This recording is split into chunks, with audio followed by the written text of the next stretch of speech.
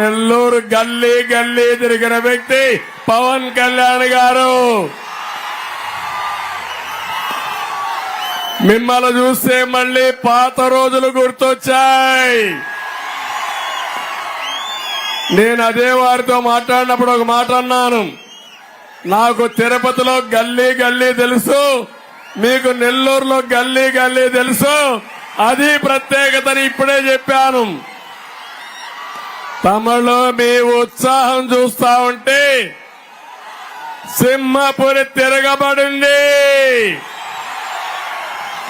చరిత్ర తిరగరాయబడుతుంది. ఈరోజు ఇక్కడ ఒక్కసారి చూస్తే అటు పవర్ స్టార్ పవన్ కళ్యాణ్ గారు, ఇంకో పక్క తెలుగుదేశం పార్టీ, ఇంకో పక్క బీజేపీ భారతీయ జనతా పార్టీ, ముగ్గురు కలిసిన తర్వాత ఎవడైనా ఉంటాడా తమ్ముడు అని అడుగుతున్నా. అడ్డం వస్తే తొక్కుకుంటా పోతామా లేదా అని మిమ్మల్ని అడుగుతున్నాను. మీరు సిద్ధమా అని మిమ్మల్ని అడుగుతున్నా. ధైర్యంగా ఉన్నారా అని అడుగుతున్నా.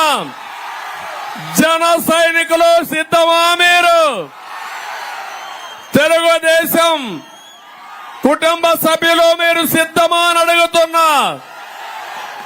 బీజేపీ నాయకులు కార్యకర్తలు కూడా సిద్ధమా అని అడుగుతున్నా. తమ్ముళ్ళు, ఈ రోజు మీరు చూస్తే 13వ తారీఖున వైఎస్ఆర్ కాంగ్రెస్ పార్టీకి డిపాజిట్లు వస్తాయా తమ్ముళ్ళు? నమ్మకమేనా అని మిమ్మల్ని అడుగుతున్నా. నమ్మకం అయితే గట్టిగా చెప్పండి, కూడా చెప్పండి ఎస్ అని. ఇప్పుడే పవన్ కళ్యాణ్ గారు ఒక మాట అన్నారు. ఒక అహంకారి రాష్ట్రంలో ఉన్నాడు, ఒక సైకో ఈ రాష్ట్రంలో ఉన్నాడు, ఒక విధ్వంసకారుడి రాష్ట్రంలో ఉన్నాడు, ఒక బందీపోటు దొంగ ఈ రాష్ట్రంలో ఉన్నాడు. 13వ తారీఖున అంతం చేయడానికి, అంతం పలకడానికి మీరు సిద్ధమా తమ్ముళ్ళు అని మిమ్మల్ని అడుగుతున్నా.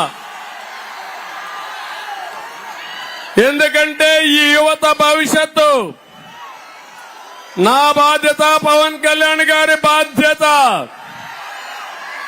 మీకు బంగారు భవిష్యత్తు చూపించడం మా బాధ్యత. మా మీద మీకు నమ్మకం ఉందా అని అడుగుతున్నా. నమ్మకం ఉంటే చేతుల పైకి సంఘీభావం తెలియజేయండి. పిల్లలు కూడా అటు జనసేన కండువా,